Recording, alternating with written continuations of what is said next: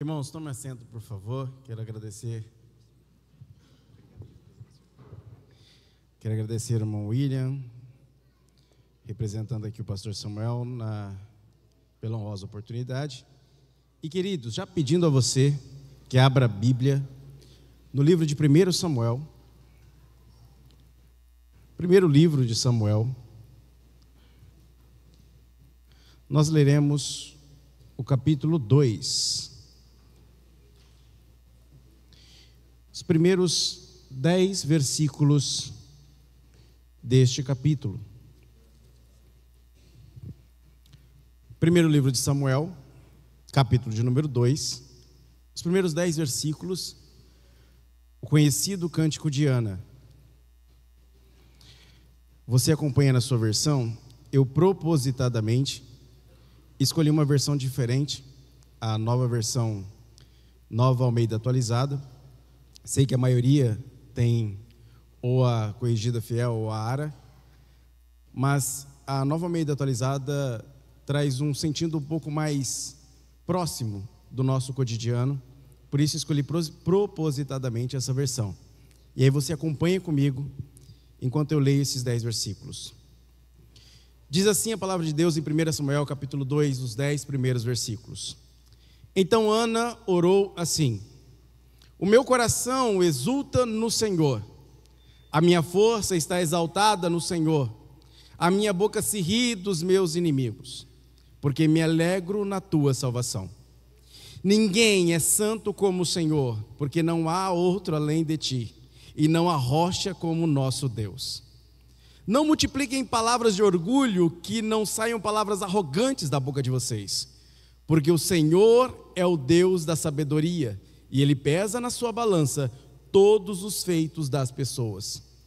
O arco dos fortes é quebrado, porém os fracos são revestidos de força. Os que antes estavam fartos, hoje trabalham pela comida, mas os que andavam famintos não têm mais fome. Até a mulher estéril tem 7 filhos, e a que tinha muitos filhos perde o vigor. O Senhor é quem tira a vida e quem a dá. Ele faz descer a sepultura e faz subir. O Senhor empobrece e enriquece, humilha e também exalta. Levanta o pobre do pó e tira o necessitado do monte de lixo, para fazer assentar ao lado de príncipes, para fazer herdar o trono de glória. Porque do Senhor são as colunas da terra, e Ele firmou o mundo sobre elas. Ele guarda os pés dos seus santos, mas os perversos emudecem nas trevas da morte, porque o homem não prevalece pela força. O Senhor destrói os seus inimigos, dos céus troveja contra eles. O Senhor julga as extremidades da terra, dá força ao seu rei e exalta o poder do seu ungido. Amém? Esse é um canto de vitória de uma mulher que pediu um filho. E eu estava preocupado porque o Senhor havia colocado essa mensagem no meu coração. E falei: Senhor, esse é um culto de missões. Por que falar de uma mulher que pediu um filho? E aí o irmão Erídio trouxe esse testemunho maravilhoso. E eu olhei para o título do meu sermão, para os versículos que havia escolhido. Falei: Senhor, Tu és bom. Nós estamos diante de uma história que é muito conhecida, e de uma mulher que é maravilhosa. O nome Ana já significa cheia de graça. Foi assim que Maria foi chamada quando recebeu a visita do anjo Gabriel. Cheia de graça. Seria como se Gabriel tivesse dito: você também é Ana. E Maria canta um hino parecido com o de Ana, parecido com o de Sara, parecida com o de Miriam. Porque quando você recebe o toque do Senhor, a primeira reação é cantar em louvor ao seu nome. E essas mulheres receberam o toque do Senhor. Neste cântico, só analisando ele hoje à tarde, eu encontrei referências de vários salmos, 37, 18, 73, 49, 91, 113 duas vezes, Salmo 1, 46 e o Salmo 110. Só nesses 10 versículos. Aí você fala, tudo bem, Júnior, o que tem? Ana é anterior a Davi. Ana, antes que Davi estivesse fazendo os seus salmos, Ana cantou este hino. Então nós vemos a sabedoria neste cântico, de exaltação ao Senhor. E ela, além de ser uma bela canção, um belo hino e um belo poema, está incutida dentro de livros históricos, que são notáveis pela prosa, pela narrativa. Mas logo no primeiro capítulo, se pausa a narrativa, se pausa a prosa, para ter espaço para um cântico, para espaço para um poema, para uma poesia de louvor ao Senhor. E por quê? Porque Ana, essa mulher, era esposa de um homem chamado Eucana. Eucana significa Deus alcançou, Deus quis, Deus realizou. Eucana era levita, da tribo de Levi, porém morava nas regiões montanhosas de Efraim. Um levita na região de Efraim, uma outra tribo. Mesmo assim não deixava de ser levita. Ele tinha propriedade entre os filhos de Coate, pegou herança, o que também os levitas não deveriam ter feito. E pior ainda, ele se une a duas mulheres, Penina e Ana. E aí nós vemos que o contexto dessa história mostra uma distorção daquilo que deveria ser uma família perfeita, daquilo que deveria ser uma sociedade perfeita e daquilo que deveria ser uma igreja perfeita. Naquele tempo, cada um se guiava pelo seu próprio coração. De vez em quando o povo começava a ser oprimido, Deus levantava um juiz, e este juiz, que era forte e guerreiro, unificava as tribos de Israel para lutar contra a opressão. Mas mesmo assim, logo depois de libertos, o povo, movido pelo seu próprio pecado, voltava a fazer o que queria e esquecia de Deus. Chegou uma hora que isso ultrapassou o limite. A religião começou a ser apenas um ritual, uma casa onde as pessoas se encontravam uma vez por ano. Um lugar onde as pessoas simplesmente iam por ir. E que tinha uma banda, que tinha os bancos, que as pessoas sentavam, que louvavam, que levavam alguns animais para sacrifício, que o sacerdote dizia um discurso, fazia um ritual de purificação, meio mais ou menos, entregava uma bênção jogada ao vento ao povo, e o povo voltava. Deus estava cansado disso. Está notando a coincidência? Estamos vivendo um tempo, e digo isso com temor, mas com coragem, porque foi o Espírito Santo que mandou falar, em que as pessoas estão transformando o Evangelho em um ritual vazio. Quando Deus está bradando, eu estou me enchendo disso.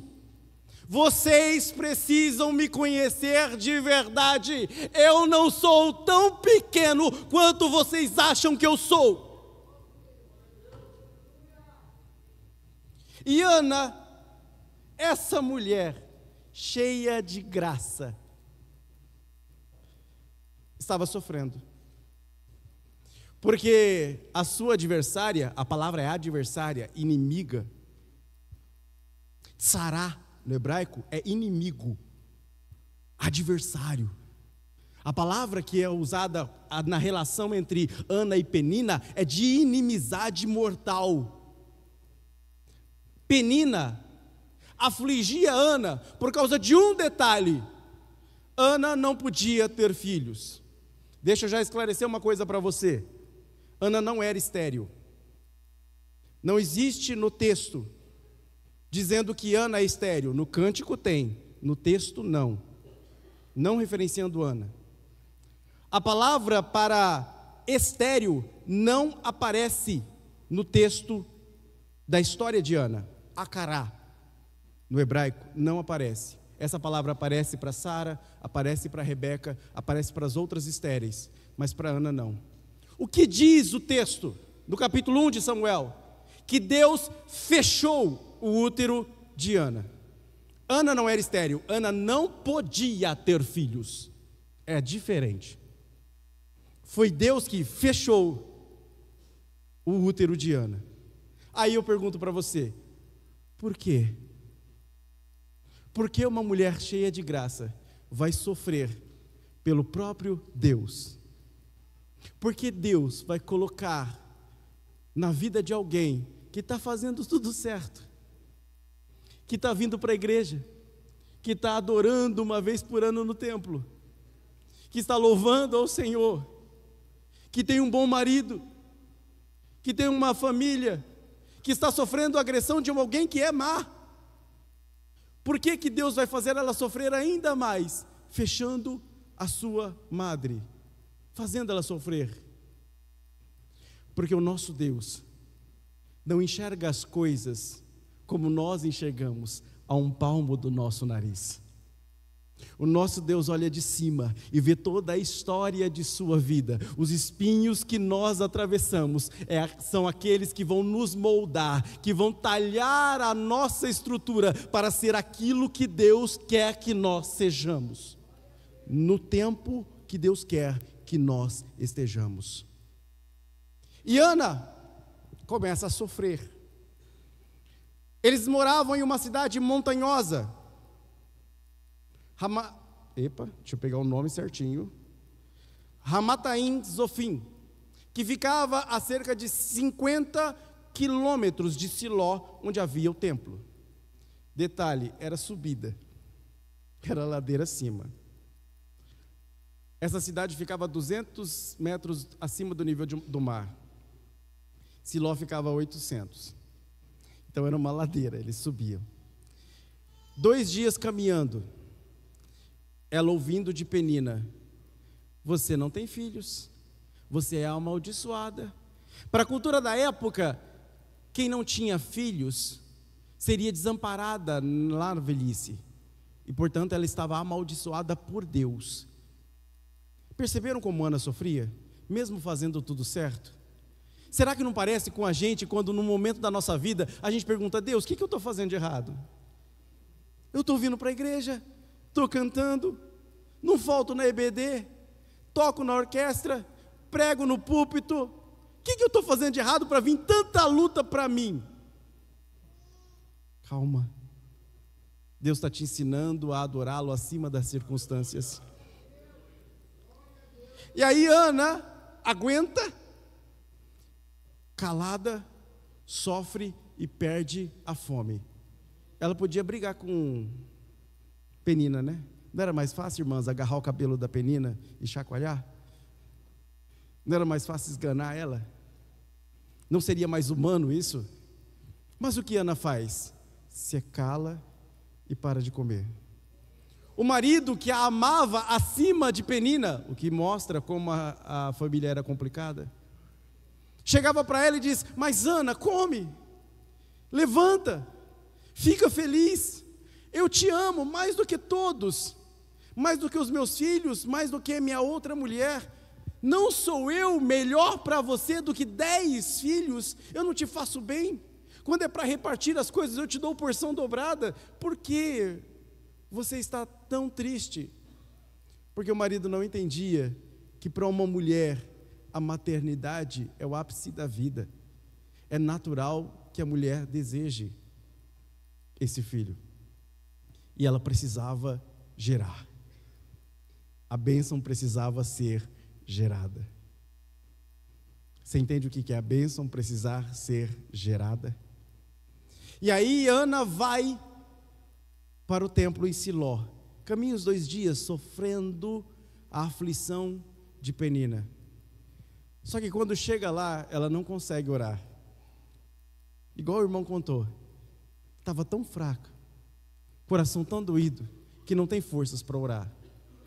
Porque a oração do judeu, assim como a maioria do Oriente Médio, era uma oração em que se gritava, era uma oração em que se erguia a voz, era uma oração em que se rasgava as vestes, era uma oração em que se jogava cinzas por cima da cabeça quando você estava em desespero. Mas Ana não está fazendo nada disso. Ana está indo em direção ao templo, dobra o joelho próximo e apenas começa a mexer os seus lábios, dizendo: Senhor, eu estou em angústia de alma. Muitos anos depois, 1000 anos depois, alguém pregaria em um lugar dizendo: você quer conhecer o Deus de verdade? Não vai para as esquinas gritar, entra no teu quarto, fecha tua porta, dobra o teu joelho, fala com teu pai que está no secreto, que o teu pai em segredo vai te ouvir. E aí, este momento aflige os religiosos da época. Como eu disse, a sociedade estava tão corrompida que chegou na igreja.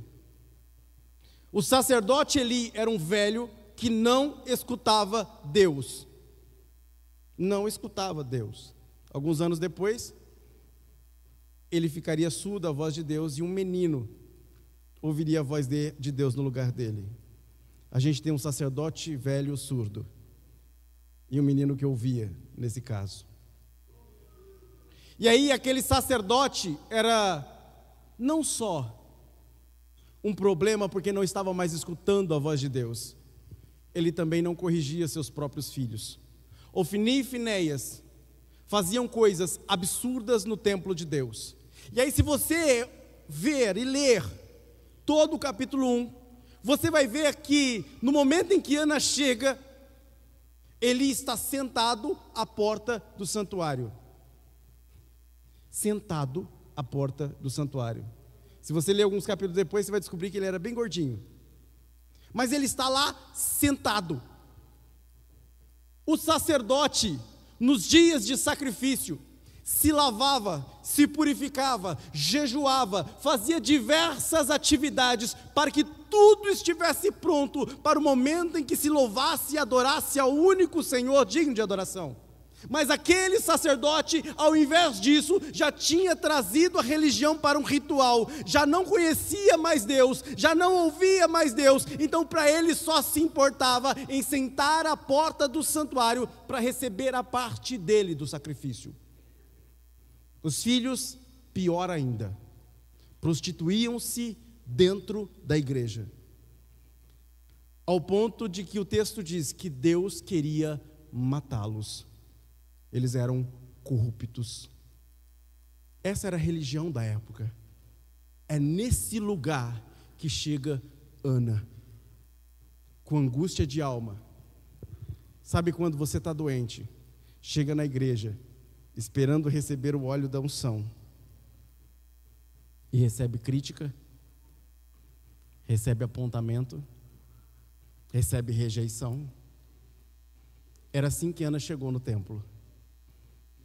E aquele que devia consolá-la acha que ela está bêbada. Ele olha de longe, e isso também me espanta. Sabe por quê? Porque Eli deveria estar ocupado, não só arrumando as coisas do sacrifício, mas atendendo as pessoas. Cadê as pessoas? A religião se tornou um ritual vazio, as pessoas não iam mais no templo. Eram raras as pessoas que iam. Então ele consegue notar uma mulher no canto, ajoelhada, falando baixo. Você imagina que não tinha muitas pessoas em volta para ocupar a atenção de Eli. Então essa mulher chama a atenção de Eli. Ela não está gritando, ela não está rasgando vestes, ela não está jogando cinza por cima do cabelo, ela não está se descabelando. Peraí, tem alguma coisa errada. Ela não está cumprindo o protocolo. A oração tem que ser dita desse jeito, nesse tom de voz, dessa forma. A adoração tem que ser dessa forma, nesse ritmo, com esses instrumentos. Como é que está acontecendo? Que negócio é esse? Ela não está cumprindo a liturgia? Eu vou chegar nela que ela deve estar bêbada. Ele chega.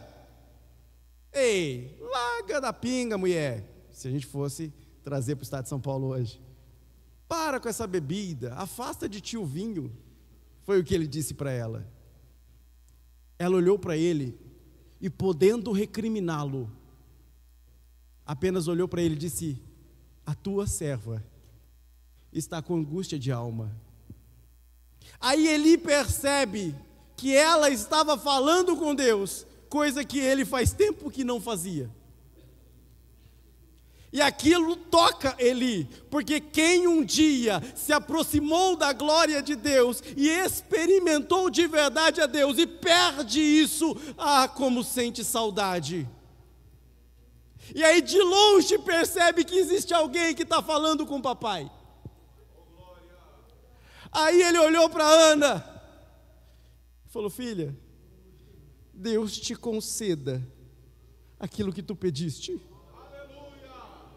Ela ouviu da boca de um sacerdote corrupto, omisso, que não mais olhava para Deus, uma bênção. E sabe o que Ana fez? Não desacreditou. Ela pegou aquela palavra como um fio de esperança e disse: creio, creio. Tanto que na volta para a sua cidade, a sua vila, ela volta feliz e pede comida e conversa com Eucana. Você já imaginou a cara do Eucana? Peraí, eu soube que essa mulher é triste.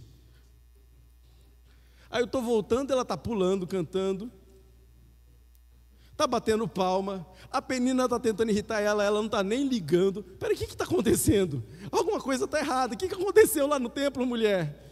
Eu fico imaginando o coração de Ana, já preparando-se para formular esse cântico: o Senhor vai me abençoar, o Senhor me abençoou, essa vitória já é minha, eu tenho fé no meu Senhor, a minha fé não está no Eli, a minha fé não está no Ofni, a minha fé não está no Finéias, a minha fé não está nem no templo, a minha fé reside no Senhor. Ela colocou a sua fé no lugar certo. E aí, lógico, o processo natural tem que acontecer. Vem cá, Eucana, nós temos que conversar aqui, vem cá para a tenda. E aí diz o texto que os dois namoraram, lógico, como todo casal deve fazer, dica para casais. E aí, Ana concebe. Só que tem um detalhe que eu preciso que você entenda, e eu deixei esse detalhe para agora, só para você pegar bem o que eu estou falando. Quando Ana estava orando, para que Ana alcançasse a sua bênção, ela fez uma promessa ao Senhor, a mesma que você fez. Ela disse: Senhor, se tu me deres, eu devolvo. Espera aí, tem algo errado aí. Se tu me deres, eu devolvo? Que negócio é esse? Eu quero a bênção, mas não é para mim, eu vou devolver para o Senhor. Ana só conseguiu a sua bênção, o desejo do seu coração, quando ela colocou o seu coração na mão do Senhor. E ela disse: no dia que tu concederes o desejo do meu coração, ele volta para ti, é teu. E aí o Senhor concedeu. Ana concebeu. Só que Ana sabia que havia corrupção, que havia religiosidade falsa, que havia hipocrisia. O que Ana faz? Eu vou entregar ao Senhor, mas primeiro Ele vai amamentar em mim. A amamentação naquele tempo, que não dava para congelar o leite, gerava em torno de 3 a 4 anos.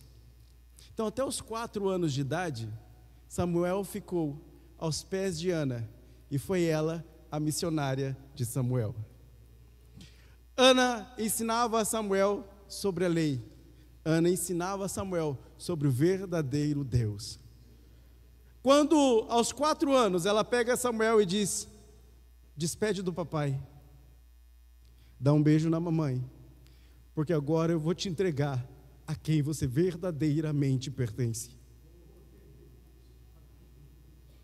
Ela leva até Eli e diz para ele: sacerdote, eu sou aquela mulher, e eu pedi este garoto. O nome Samuel significa eu o pedi ao Senhor. Agora eu estou devolvendo. Ele vai com o Senhor e vai ficar aqui no templo até o último dia dos seus dias. ele vai servir ao Senhor para sempre. Ana fez isso porque entendeu que se você quiser realmente receber a tua bênção, ela não pode ser egoísta, ela não pode ser egocêntrica, ela não pode ser para satisfazer uma necessidade tua, mas deve ser para engrandecer o nome do Senhor. Quando Jabez orou ao Senhor e disse: Senhor, me dá riqueza, por que Deus atendeu de imediato? Por que Deus deu para Jabez riqueza? Porque a riqueza não era para Jabez, o dinheiro não era o fim, o dinheiro era o meio.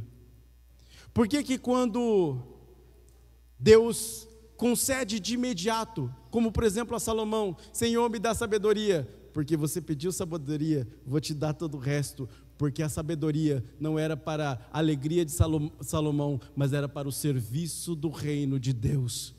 Então entenda isso. Você quer uma bênção? Senhor, eu quero um dom. Senhor, eu quero pregar. Senhor, eu quero cantar. Senhor, eu quero tocar. Senhor, eu quero prosperar. Senhor, eu quero fazer tal coisa. Senhor, eu quero ser tal coisa. Olha, faça a sua parte, se especialize, vá atrás, mas lembre-se, se for para a sua satisfação pessoal, Deus não te dará. Mas se for para Deus ser engrandecido através da sua vida, prepara para receber. O segredo da bênção não está no tamanho da bênção, não está em quem pede, mas na motivação para pedir. Nós estamos vivendo em um período próximo ao que era o tempo de Eli. Irmãos, eu estou dizendo isso com muita seriedade. Nós estamos vivendo em um tempo como os de Ana.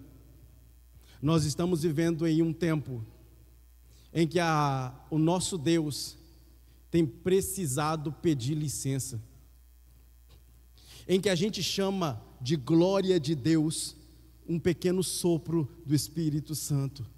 Deus tem muito mais para nós. Eu estava dando aula hoje de manhã na classe Família Feliz, e eu disse isso: me diz onde está na Bíblia que a glória de Deus foi recebida com cânticos, com danças e com alegria. Quando Deus se manifestou em glória, os profetas disseram: ai de mim que vou perecendo, porque vejo a glória de Deus. Quando Deus se manifestou em glória, o rosto brilhou e o povo disse: pelo amor de Deus, afasta-se de nós. Quando Deus se manifestou em glória, o povo gagueja, o povo cai todo em coma, o povo não aguenta, porque a glória de Deus é aterradora. Nós estamos diante do Senhor dos senhores, do Rei dos reis. Portanto, quando nós pedimos a glória de Deus, devemos lembrar a quem estamos nos dirigindo. E muitas vezes nos contentamos quando Deus simplesmente sopra um pouco do seu vento, quando Ele diz: se você se abrir para mim, se você verdadeiramente colocar o seu coração na minha mão, eu vou te mostrar de verdade o que é a minha presença. E mesmo quando as circunstâncias não estiverem favoráveis, mesmo quando tudo estiver do contra, mesmo quando a casa estiver caindo ao seu redor, você vai abrir a sua boca e vai dizer como Ana: o meu coração exulta ao Senhor, a minha força está exaltada nele. Deus quer nos ensinar, queridos, a cantar este cântico no momento da nossa tristeza, para que quando Ele virar o nosso cativeiro, a gente não diga: foi por causa da minha capacidade, foi por causa da minha oração, foi porque eu uni a minha família em oração. Não, foi pela graça e misericórdia de um Deus que me ensinou a adorá-lo no meio da dor, no meio das circunstâncias adversas. O cântico de Ana, dessa pequena mulher que adorou a Deus, ainda reverbera. Já se passaram 3.000 anos e a gente ainda está falando dele. porque ela resolveu entregar o coração na mão de Deus. Lá em Apocalipse 21, versículos 6 e 7, um dia Jesus vai se sentar no trono e ele vai dizer isso: eu sou o Alfa e o Ômega, o princípio e o fim. Quem tiver sede, darei de beber gratuitamente da fonte da água da vida. O vencedor herdará tudo isso. Eu serei o seu Deus e ele será o meu filho. Assim como Samuel foi um tipo de Cristo, Deus está nos chamando para no meio de uma geração de Ofni e Finéias, em que muitas vezes pessoas de referência nos decepcionam, que muitas vezes a gente vai temer que a religião tenha virado mero ritual, que muitas vezes a gente vai achar que o domingo é apenas mais um dia de pertencer ao clube religioso. Deus está nos chamando para sermos Ana e Samuel no meio dessa geração, dizendo, no meio desse povo corrupto: eu conheço verdadeiramente o Senhor. Eu não quero te apresentar a religião, eu não quero te apresentar a placa dessa igreja, eu quero te apresentar os olhos mais lindos, o ouvido mais puro, a voz mais suave que você vai ouvir e ver em toda a sua vida. Alguém que verdadeiramente vai estar com você todos os dias, tanto nos momentos bons quanto nos momentos ruins. Alguém que verdadeiramente, muitas vezes você vai pensar: será que o Senhor não está me ouvindo? Mas Ele vai estar com você, porque Ele não abandona, não importa as circunstâncias. Se coloca de pé, igreja, por favor.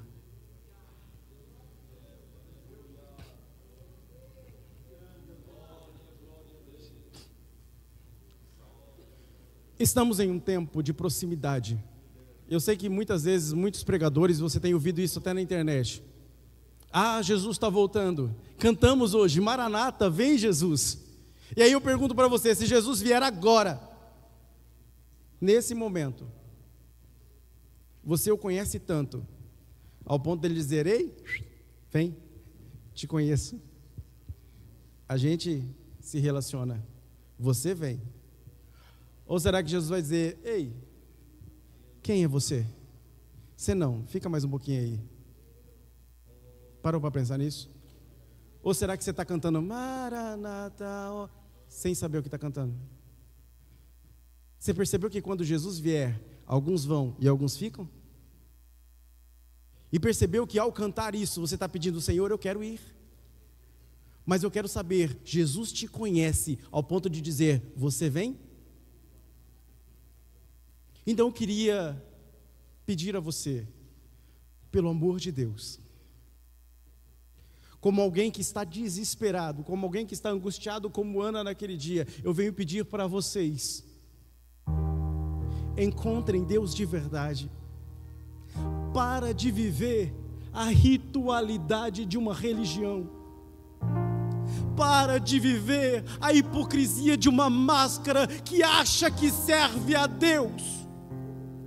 Para de viver um momento de louvor que acha que exalta a Deus. Deus está cansado disso. Deus quer corações em suas mãos. Deus quer pessoas que verdadeiramente o conheçam. Eu quero saber hoje se você pode chamar Deus de Pai. Ou será que quando você abrir a sua boca para chamar Deus de Pai, Deus vai dizer: não, você não? O que lemos no Apocalipse é Ele dizendo: eu serei o seu pai e você será o meu filho. Não importa quanto tempo de crente você tenha, não importa quanto tempo você toque na banda, não importa quanto tempo você seja pastor, eu queria que você, ao inclinar a sua cabeça agora para orar comigo, ignorasse a minha idade, meu nome, minha voz ou qualquer outra coisa que te impeça de fazer essa oração. Não se importe comigo. Eu só sou um cano que a água do Espírito passa. O cano não serve para nada. O que vale é a água que passa por ele. Abaixa sua cabeça e faz a oração para Deus dizendo: Senhor, se tu voltar agora, eu quero ouvir da tua boca o meu nome. Eu te peço, Senhor, que tu me conheças e que eu te conheça no meio dessa geração que não quer te conhecer. Me ajuda a ser como Ana, me ajuda a ser como Samuel, e não me deixa ser um velho sacerdote surdo, mas que eu ouça a tua voz.